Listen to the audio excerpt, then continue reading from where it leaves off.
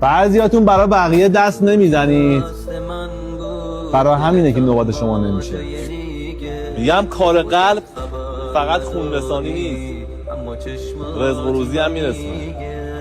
یه انقدر خوشقلب باشه.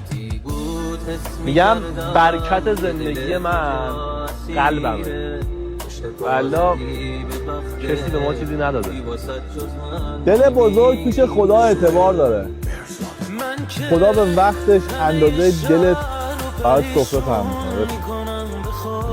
میگم دو تا چیز اصلا خریدنی نیست، یه دونه دل بزرگه، یه دونه هم ذات خوبه.